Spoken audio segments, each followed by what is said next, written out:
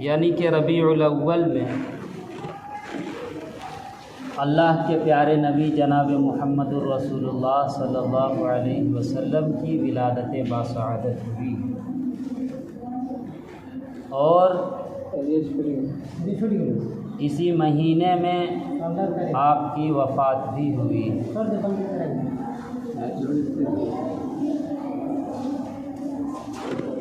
گویا کہ اس مہینے کو بڑا گہرا تعلق ہے اللہ کے نبی کی سیرت کے ساتھ۔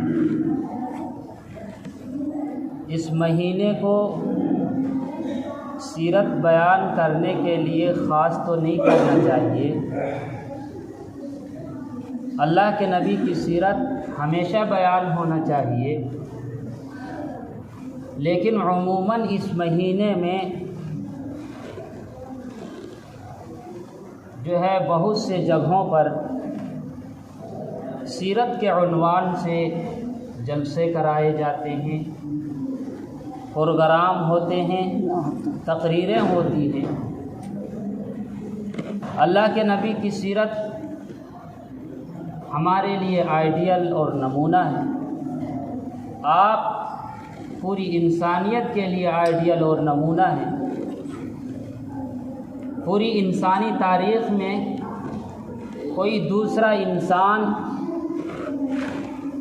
آج تک پیدا نہیں ہوا اور نہ قیامت تک ہوگا کہ جس کی شخصیت اتنی بے داغ ہو، جس کے اخلاق اتنے اعلیٰ ہوں، جس کے کردار اتنا بلند ہوں، جس کا کریکٹر اتنا اچھا ہو۔ آج دنیا کے اندر یہ قانون ہے، دنیاوی ادارے کے اندر بڑے بڑے ادارے جو ہیں وہ اپنے یہاں کے فارغین کو کریکٹر سرٹیفکیٹ دیتا ہے۔ ادارے سے بچہ جب تعلیم حاصل کر کے نکلتا ہے، پڑھ کر کے اس ادارے سے وہ نکلتا ہے، تو ادارہ اسے کالج یونیورسٹی اسے جو ہے کریکٹر سرٹیفکیٹ دیتا ہے، جو اس بات کی علامت اور پہچان ہوتی ہے کہ اس کے اخلاق اچھے ہیں، اس کے کردار اچھے ہیں، اس کا کریکٹر اچھا ہے۔ لیکن قربان جاؤ میرے بزرگوں اور بھائیوں، اللہ کے نبی کی سیرت پر کہ اللہ کے نبی کی سیرت کے اچھا ہونے کا جو ہے سرٹیفکیٹ اللہ رب العزت خود دیتا ہے۔ اللہ رب العزت خود اپنے نبی پاک صلی اللہ علیہ وسلم کے اخلاق کی تعریف کرتا ہے۔ اٹھائیے سورہ قلم آیت نمبر 4، اللہ ارشاد فرماتا ہے وَإِنَّكَ لَعَلَىٰ خُلُقٍ عَظِيمٍ، کہ بے شک اے نبی آپ عظیم اخلاق کے مالک ہیں، آپ اخلاق کے بلند درجے پر فائز ہیں۔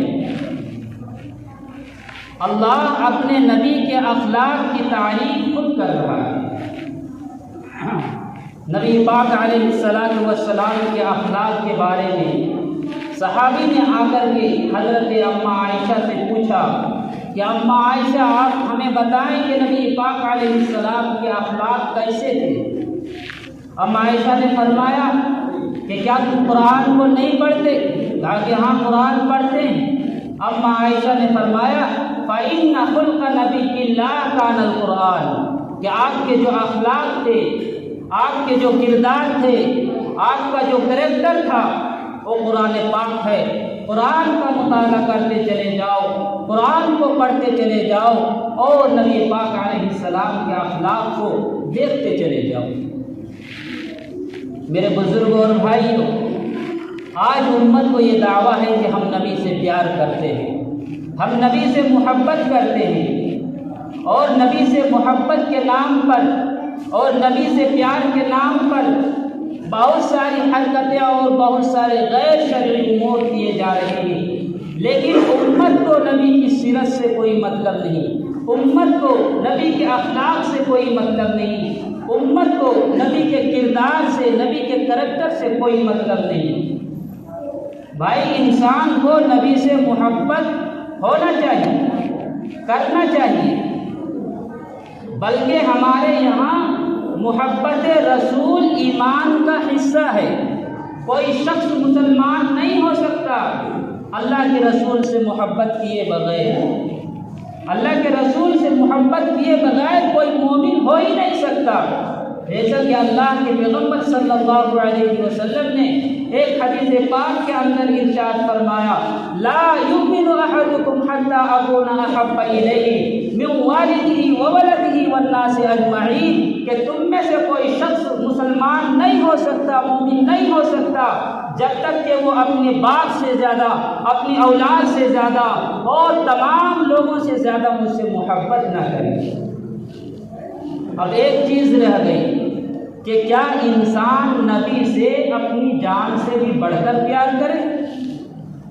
اللہ نے اس کا بھی جواب دیا سورہ احزاب کے اندر آیت نمبر 6 پارہ 21، اٹھائیے قرآن۔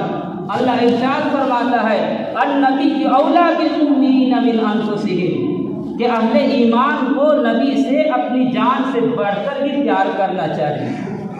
تو ہمیں نبی سے اپنی جان سے بھی بڑھ کر، اپنی اولاد سے بھی بڑھ کر، اپنے ماں باپ سے بھی بڑھ کر اور کل کائنات سے بڑھ کر کے پیار کرنا چاہیے۔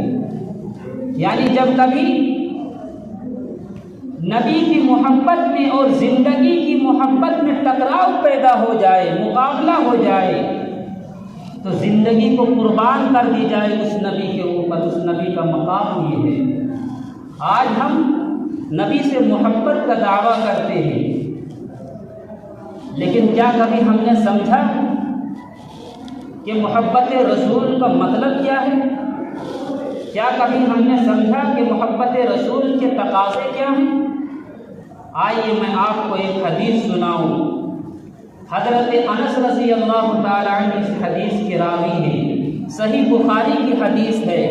حضرت انس رضی اللہ تعالیٰ عنہ کہتے ہیں کہ ایک صحابی نبی پاک صلی اللہ علیہ وسلم کی خدمت اقدس میں حاضر ہوتے ہیں اور آ کر کے عرض کرتے ہیں، سوال کرتے ہیں، متی الساعہ یا رسول اللہ صلی اللہ علیہ وسلم، کہ اللہ کے رسول آپ ہمیں بتائیں قیامت کے بارے میں کہ قیامت کب قائم ہوگی۔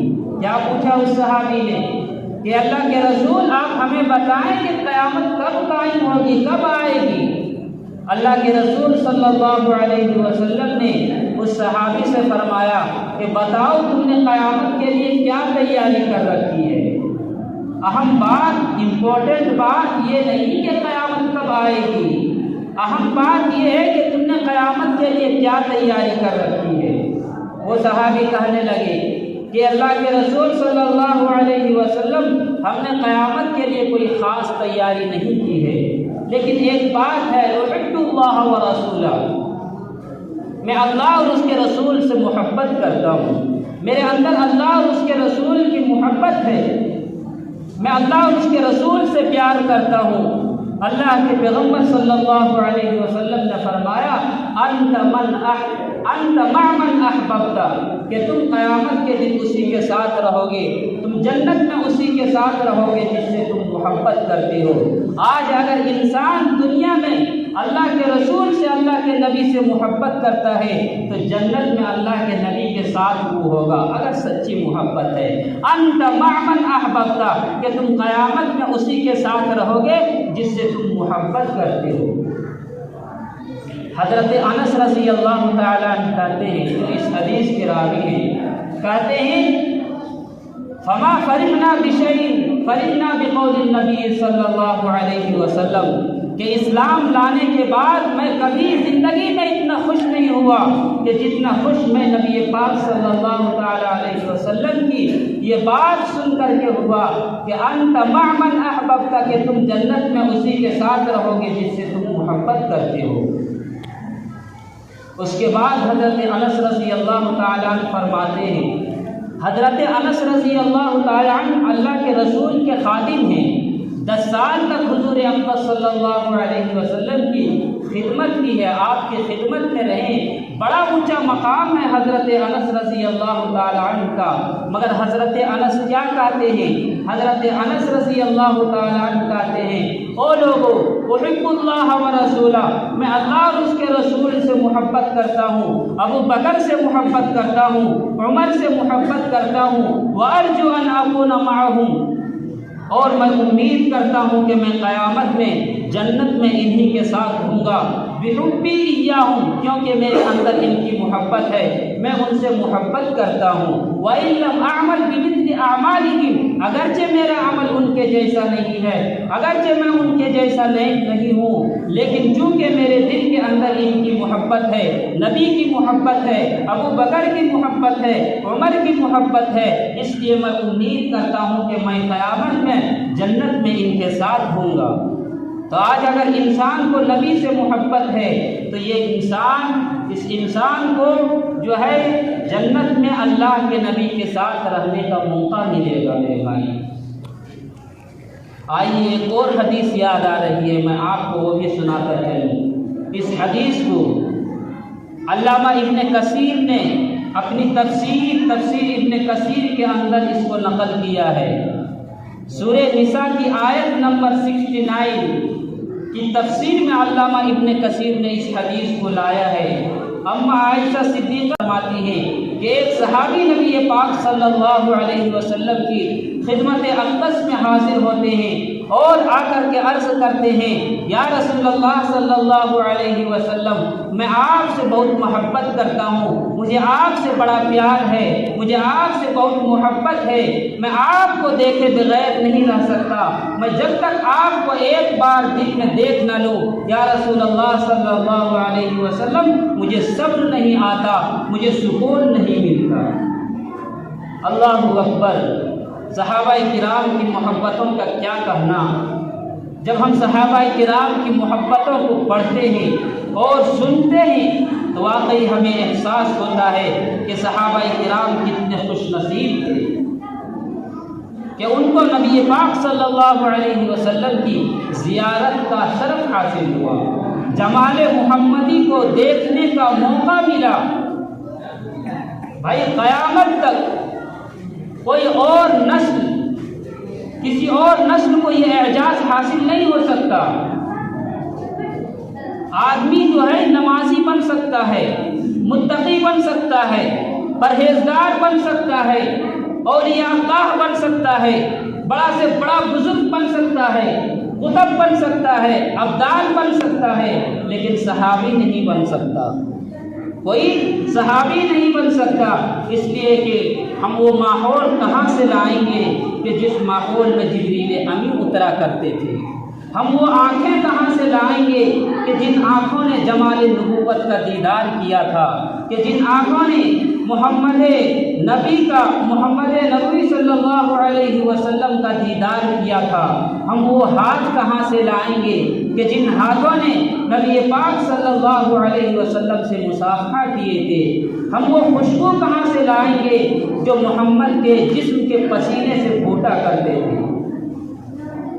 تو جب ہم صحابہ کرام کی محبتوں کو پڑھتے ہیں اور سنتے ہیں تو ہمیں یہ احساس ہوتا ہے کہ واقعی صحابہ کرام کتنے خوش نصیب تھے کہ انہیں جو ہے جمال محمدی کا، جمال نبوت کا دیدار کرنے کا اور دیکھنے کا اور زیارت کرنے کا شرف حاصل ہوا تھا۔ لیکن میرے بھائی اور دوستو، ہم اور آپ بھی کم خوش نصیب نہیں ہیں۔ صحابہ کرام نے تو نبی کو دیکھا تھا، نبی کو دیکھ کر ایمان لایا تھا۔ آج اگر ہمارے دلوں کے اندر نبی کی محبت ہے، آج اگر ہم نبی سے پیار کرتے ہیں، آج اگر ہم نبی کے اوپر اپنی جان نچھاور کرنے کے لیے تیار ہیں، آج اگر ہم نبی کے بارے میں پڑھ کر اور نبی کے بارے میں سن کر ہمارے اندر نبی سے محبت ہے، تو ہائے ہائے اس محبت کا بھی کیا کہنا۔ پھر تو اللہ کے پیغمبر صلی اللہ علیہ وسلم نے ایسے لوگوں سے ملنے کی تمنا، آرزو اور خواہش ظاہر کی۔ آئیے میں پہلے آپ کو یہی حدیث سنا دوں۔ ابھی آپ اس حدیث پر رک جائیے، اماں عائشہ کی حدیث پر۔ پہلے میں آپ کو یہی حدیث سنا دوں کہ جس میں اللہ کے پیغمبر صلی اللہ علیہ وسلم نے اپنے بعد میں آنے والے امتیوں سے ملنے کی تمنا، خواہش اور آرزو ظاہر کی تھی۔ مسند احمد کی روایت ہے، اللہ کے پیغمبر صلی اللہ علیہ وسلم فرماتے ہیں کہ میری آرزو ہے، میری تمنا ہے، میری خواہش ہے کہ میں اپنے بھائیوں سے ملوں۔ صحابہ کرام رضوان اللہ تعالی علیہم اجمعین نے فرمایا کہ اللہ کے رسول ولسنا نحن اخوانا، کہ اللہ کے رسول کیا ہم آپ کے بھائی نہیں ہیں؟ اللہ کے رسول صلی اللہ علیہ وسلم نے فرمایا لا، تم میرے بھائی نہیں ہو، انتم اصحابی، تم میرے ساتھی ہو، تم میرے صحابہ ہو۔ پھر صحابہ کرام رضوان اللہ تعالی علیہم اجمعین نے اللہ کے رسول سے پوچھا کہ اللہ کے رسول پھر آپ کے بھائی کون ہوں گے؟ اللہ کے پیغمبر صلی اللہ علیہ وسلم نے فرمایا کہ میرے بھائی وہ ہوں گے جو میرے بعد آئیں گے اور وہ میرے اوپر ایمان لائیں گے اور انہوں نے میرا دیدار نہیں کیا ہوگا، مجھے دیکھے بغیر وہ میرے اوپر ایمان لائیں گے، مجھے دیکھے بغیر وہ مجھ محمد الرسول اللہ کا کلمہ پڑھیں گے، وہ میرے بھائی ہیں۔ تو اللہ نے ایسے لوگوں سے ملنے کی تمنا، آرزو اور خواہش ظاہر کی ہے۔ یہ ہمارے اور آپ کی خوش نصیبی کی بات ہے۔ اللہ ہم سب کو جو ہے نبی کے ہاتھوں جام کوثر نصیب فرمائے اور جو ہے نبی کی شفاعت نصیب فرمائے۔ تو میرے بزرگوں اور بھائیوں، میں یہ عرض کر رہا تھا، اماں عائشہ کی حدیث آپ کے سامنے بیان کر رہا تھا کہ اماں عائشہ صدیقہ رضی اللہ تعالی عنہ بیان فرماتی ہیں کہ ایک صحابی نبی پاک صلی اللہ علیہ وسلم کی خدمت اقدس میں حاضر ہوتے ہیں اور آ کر کے عرض کرتے ہیں کہ یا رسول اللہ صلی اللہ علیہ وسلم، میں آپ سے بہت پیار کرتا ہوں، میں آپ سے بہت محبت کرتا ہوں اور میں آپ کو دیکھے بغیر نہیں رہ سکتا، جب تک میں آپ کو ایک بار دیکھ نہ لوں مجھے صبر نہیں آتا، مجھے سکون نہیں ملتا۔ اے اللہ کے رسول صلی اللہ علیہ وسلم، میں کبھی سوچتا ہوں کہ جب میں مر جاؤں گا اور آپ بھی اس دنیا سے وصال فرما جائیں گے تو آپ تو نبیوں کے ساتھ جنت کے بالا خانوں میں ہوں گے، اگر میں جنت میں گیا بھی تو میں آپ کو کیسے دیکھ سکوں گا؟ آپ تو جنت کے بالا خانوں میں ہوں گے، آپ بلند درجوں پر ہوں گے، نبیوں کے ساتھ ہوں گے۔ اللہ کے رسول، اگر میں جنت میں چلا بھی گیا تو میں آپ کو دیکھوں گا کیسے؟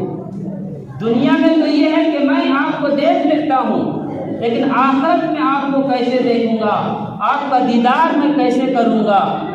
اللہ کے رسول صلی اللہ علیہ وسلم خاموش رہے، کوئی جواب نہیں دیا۔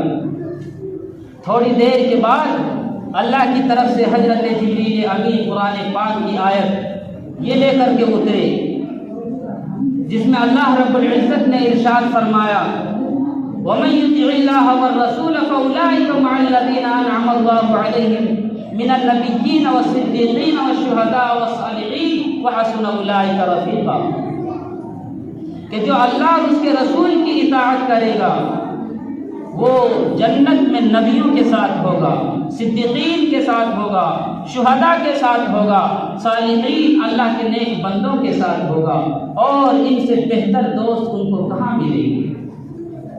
تو جو اللہ اور اس کے رسول کی اطاعت کرے گا وہ جنت میں نبیوں کے ساتھ ہوگا، صدیقین کے ساتھ ہوگا، شہداء کے ساتھ ہوگا، صالحین کے ساتھ ہوگا۔ اللہ کے نبی کے اس حدیث نے یہ بات واضح کر دیا کہ محبت رسول صرف نعرے لگانے کا نام نہیں ہے، محبت رسول صرف انگوٹھے چومنے کا نام نہیں ہے، محبت رسول صرف جھنڈے لگانے کا نام نہیں ہے، بلکہ محبت رسول اللہ اور اس کے رسول کی اطاعت کا نام ہے، اللہ کے احکامات و ہدایات پر عمل کرنے کا نام ہے، نبی کے نقش قدم پر چلنے کا نام ہے، نبی کی بات ماننے کا نام ہے۔ میرے بزرگوں اور بھائی، آج امت کا حال کیا ہے؟ دنیا میں نبی کو سب سے زیادہ اگر کوئی چیز محبوب تھی تو وہ نماز تھی۔ آپ کو اگر دنیا میں کسی چیز سے سب سے زیادہ محبت تھی تو وہ نماز تھی۔ آپ فرمایا کرتے جعلت قرۃ عینی فی الصلاۃ، کہ میری آنکھوں کی ٹھنڈک نماز میں ہے، جو نماز پڑھے گا میری آنکھوں کو ٹھنڈک پہنچائے گا، اور بے نمازیوں سے مجھے تکلیف ہوتی ہے۔ اور آپ جب کبھی بے چین ہوتے، بے قرار ہوتے تو نماز کا انتظار کرتے۔ حضرت بلال سے فرماتے یا بلال ارحنا بالصلاۃ، کہ بلال ہمیں نماز سے سکون ملتا ہے۔ اور آپ تاریخ کی کتابوں کو اٹھا کر کے دیکھ لیں، سیرت کی کتابوں کو اٹھا کر کے دیکھ لیں، اللہ کے رسول صلی اللہ علیہ وسلم نے پوری زندگی میں کبھی کسی کے لیے بد دعا نہیں کیا۔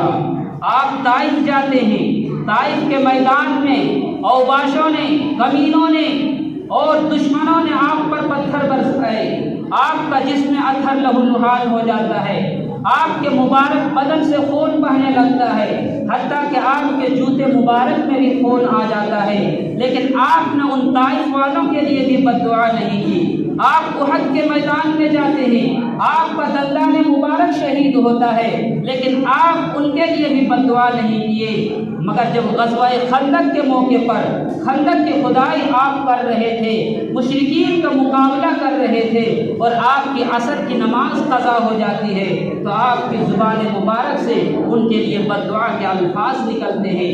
اللہ کے پیارے رسول صلی اللہ علیہ وسلم فرماتے ہیں ملأ اللہ بیوتہم وقبورہم نارا، کہ اللہ ان کے گھروں کو اور ان کے قبروں کو جہنم کی آگ سے بھر دے۔ شغلون عن الصلاۃ الوسطیٰ، کہ ان کی وجہ سے ہماری عصر کی نماز قضا ہو گئی۔ تو نبی کو کتنی محبت تھی، کتنا پیار تھا نماز سے۔ وہ نماز کے جس کو آخری وقت بھی، آخری ٹائم میں بھی اللہ کے رسول صلی اللہ علیہ وسلم نہیں بھولے۔ انتقال سے ایک دن یا 2 دن پہلے حضرت ام حبیبہ فرماتی ہیں کہ اللہ کے پیارے رسول صلی اللہ علیہ وسلم اپنی زبان مبارک سے کچھ الفاظ نکال رہے تھے۔ آپ بہت کمزور ہو چکے تھے، آپ کی آواز میں نقاہت تھی، کمزوری تھی۔ حضرت ام حبیبہ فرماتی ہیں کہ میں نے سوچا کہ میں کان لگا کر سنوں کہ آپ کیا ارشاد فرما رہے ہیں۔ حضرت ام حبیبہ فرماتی ہیں کہ میں نے کان لگا کر سنا، آپ ارشاد فرما رہے تھے الصلاۃ الصلاۃ وما ملکت ایمانکم، کہ اے میری امت کے لوگوں، تم میرے جانے کے بعد نماز کی حفاظت کرنا، نماز کا خیال کرنا، نماز کا اہتمام کرنا، نماز کو پابندی سے پڑھنا، نماز کو تم ترک نہ کرنا، نماز کو ضائع نہ کرنا، وما ملکت ایمانکم، اور اپنے ماتحتوں کا خیال رکھنا، اپنے ملازمین کا خیال رکھنا، اپنے نوکر چاکر کا خیال رکھنا۔ تو وہ نبی آخری وقت میں بھی نماز کو نہیں بھولے، لیکن آج ان کی امت جو ہے نماز کو بھول چکی ہے۔ نماز ہو رہی ہے، لوگ اپنے گھروں میں بیٹھے ہوئے ہیں، نماز ہو رہی ہے، لوگ اپنی دکانوں پر بیٹھے ہوئے ہیں، نماز ہو رہی ہے، لوگ اپنے کھیت کھلیان میں لگے ہوئے ہیں، نماز ہو رہی ہے، لوگ اپنی کاشتکاری میں لگے ہوئے ہیں، نماز ہو رہی ہے، لوگ اپنے دوست احباب کے ساتھ چوک چوراہوں میں بیٹھ کر گپ شپ میں لگے ہوئے ہیں۔ نماز ہو رہی ہے، ابھی ربیع الاول کا مہینہ آ چکا ہے، ابھی آپ دیکھیں گے کہ لوگ جلوس نکال رہے ہیں، نعرے بازی کر رہے ہیں۔ نماز ہو رہی ہے اور لوگ اپنے کام دھندوں میں لگے ہوئے ہیں۔ نبی کو سب سے زیادہ اگر پیار تھا تو وہ نماز سے تھا۔ نبی نے جس چیز سے ہمیشہ جو ہے لوگوں کو منع کیا تھا، دوسروں کو تکلیف پہنچانے سے منع کیا تھا، آج اس کی امت جو ہے اس نبی سے محبت کے نام پر ابھی آپ دیکھیں گے کہ راستوں کو جام کریں گے۔ لیکن نبی کو جس چیز سے محبت تھی، نماز، لوگ اس سے دور ہو چکے ہیں۔ پھر بھی اگر ہم دعویٰ کرتے ہیں کہ ہمارے اندر محبت رسول ہے، ہم اللہ کے نبی سے پیار کرتے ہیں، اللہ کے نبی سے محبت کرتے ہیں، تو میرے بزرگوں اور بھائیوں، حقیقت تو یہ ہوگا کہ ہم نبی سے محبت کے نام پر صرف حوصلے کرتے ہیں، ورنہ جسے نبی سے محبت ہوگی، اللہ کے رسول سے جسے پیار ہوگا، اسے نماز سے بھی محبت ہوگی اور پیار ہوگا۔ جسے اللہ کے نبی سے پیار ہوگا اسے نماز سے انسیت ہوگی، جسے نبی سے پیار ہوگا اسے جو ہے اس کا تعلق نماز سے ہوگا، اس کا تعلق مسجدوں سے ہوگا۔ اللہ کے نبی صلی اللہ علیہ وسلم اپنی زندگی کی آخری نماز فجر آپ حجرہ عائشہ کے اندر ہیں، آپ حجرہ عائشہ کا پردہ ہٹاتے ہیں، دیکھتے ہیں کہ حضرت ابوبکر صدیق امامت فرما رہے ہیں، پیچھے صحابہ حضرت ابوبکر کی ابتدا میں نماز ادا کر رہے ہیں۔ اللہ کے نبی صلی اللہ علیہ وسلم یہ منظر دیکھ کر بہت خوش ہوئے اور آپ کے چہرے انور پر جو ہے خوشی کے آثار ظاہر ہوئے، آپ مسکرانے لگے، آپ کا چہرہ چمک اٹھا۔ حدیث کے الفاظ ہیں فتبسم، آپ مسکرانے لگے، ہنسنے لگے، اپنی امت کو اپنے مشن میں لگا دیکھ کر، ابو بکر کو نماز پڑھاتا ہوا دیکھ کر اور صحابہ کرام کو پیچھے نماز پڑھتے ہوئے دیکھ کر اللہ کے نبی صلی اللہ علیہ وسلم کا چہرہ انور جو ہے خوشی سے مسکرا ہوا اور آپ اس طریقے پر ہنسنے لگے کأنہا ورقۃ مصحف، آپ کا چہرہ ایسے چمک رہا تھا جیسے قرآن کے اوراق کے چمکنے کی طرح آپ کا چہرہ چمک رہا تھا۔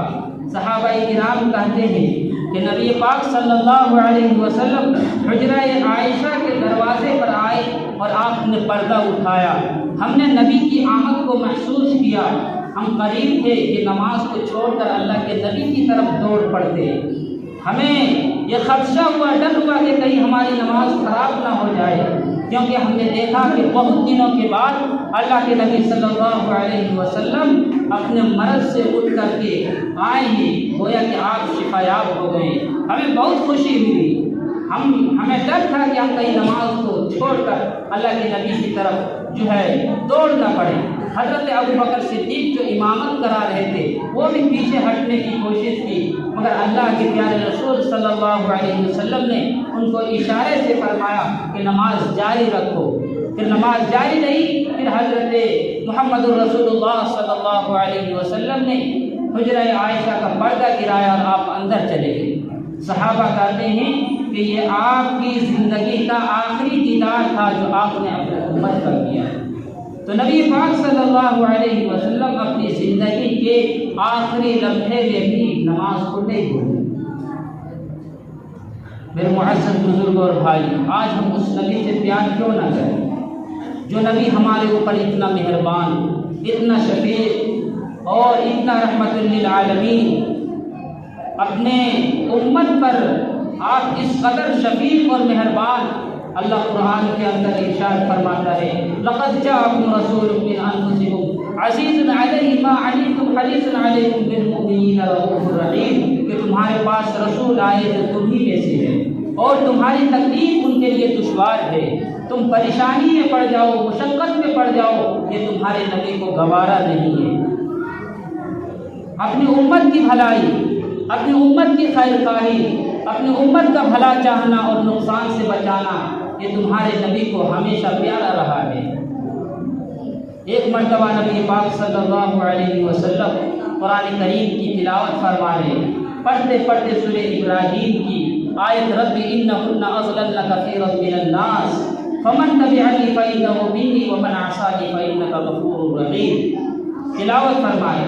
یہ حضرت ابراہیم نے اللہ سے دعا کی تھی کہ یا اللہ ان بتوں کی وجہ سے بہت سے لوگ گمراہ ہوئے، بس جو میری اتباع کرنے والے ہیں وہ میرے ہیں، اور جو میری نافرمانی کرنے والے ہیں تو یہ نہیں فرمایا کہ آپ ان کو سزا دیں، بلکہ فرمایا کہ آپ غفور الرحیم ہیں، آپ معاف فرمائیں۔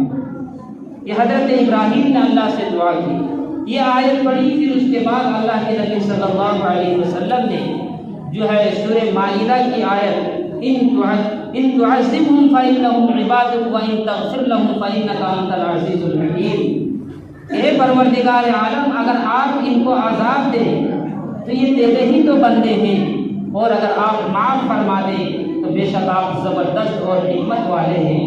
یہ دونوں آیتیں تلاوت کرنے کے بعد اللہ کے نبی صلی اللہ علیہ وسلم رونے لگے اور فرمانے لگے اللہم امتی اللہم امتی، یا اللہ میری امت کا کیا ہوگا۔ حضرت جبریل امین اللہ کی طرف سے وحی لے کر کے اترے، وَلَسَوْفَ يُعْتِيكَ رَبُّكَ فَتَرْضَىٰ، کہ میرے محبوب ہم آپ کو آپ کی امت کے سلسلے میں خوش کر دیں گے، نبی پاک صلی اللہ علیہ وسلم فرماتے ہیں کہ ہر نبی کو دنیا کے اندر ایک دعا مانگنے کی اجازت جو اس کی دعا قبول ہو جائے۔ تمام نبیوں نے جلدی کی اور دنیا ہی میں مانگ لیا اور میں نے اسے آخرت پر مؤخر کر دیا۔ میں قیامت کے دن جو ہے اس وقت تک راضی نہیں ہوں گا جب تک کہ میں اپنی ایک ایک امت کو جہنم سے نکال کر جنت میں داخل نہ کرا۔ وہ نبی ہمارے اوپر اتنا مہربان، اتنا شفیق، اتنا رحمت للعالمین، آج ہم اپنے نبی کو اس کے بدلے میں کیا دے رہے ہیں؟ جو نبی ہمارے لیے راتوں رات رویا کرتے، جو نبی اس دین کی خاطر طائف میں پتھر کھائے، جنہوں نے اپنے دندان مبارک کو شہید کرایا، آج ہم اس نبی کو صلے میں اور بدلے میں کیا دے رہے ہیں بھائی؟ اس نبی سے کل قیامت کے دن ہمارا سامنا ہوگا۔ اللہ کے نبی ہم سے پوچھیں گے کہ بتاؤ، جس دین کی خاطر میں نے طائف میں پتھر کھائے تھے، احد میں جو ہے اپنے دندان مبارک کو شہید کرایا تھا، تم نے اس کے صلے میں کیا دیا؟ نبی پاک صلی اللہ علیہ وسلم حوض کوثر کا پانی پلا رہے ہوں گے، جماعت در جماعت آ رہی ہوگی، ایک جماعت آئے گی، فرشتے ان کو ڈنڈے لے کر، کوڑے لے کر کے دوڑائیں گے، بھگائیں گے۔ اللہ کے رسول فرمائیں گے کہ اے فرشتوں، آنے تو یہ میری امت کے لوگ ہیں۔ اللہ کے رسول جب یہ فرمائیں گے تو فرشتے کہیں گے کہ اللہ کے نبی، آپ کو معلوم نہیں، یہ آپ کی امت کے وہ لوگ ہیں جو آپ کے دنیا سے چلے جانے کے بعد آپ کے قرآن کو مسجدوں کے طاقوں میں اور گھروں کے طاقوں میں، مدرسوں کے طاقوں میں بند کر دیا تھا۔ قرآن پر ان کا عمل نہیں تھا، حدیث پر ان کا عمل نہیں تھا، آپ کے طریقے پر ان کا عمل نہیں تھا، چنانچہ اس دن اس کو حوض کوثر کے پانی سے محروم کر دیا جائے گا۔ اس لیے میرے معزز بزرگ اور بھائیوں، اگر ہم دنیا اور آخرت کی کامیابی چاہتے ہیں تو صرف نعرے بازی سے، جلوس نکالنے سے کام نہیں ہوگا، بلکہ عمل کر کے دکھانا ہوگا۔ اللہ تعالیٰ سے دعا ہے کہ اللہ تعالیٰ کہنے سننے سے زیادہ عمل کی توفیق عطا فرمائے۔ وآخر دعوانا الحمد للہ رب العالمین۔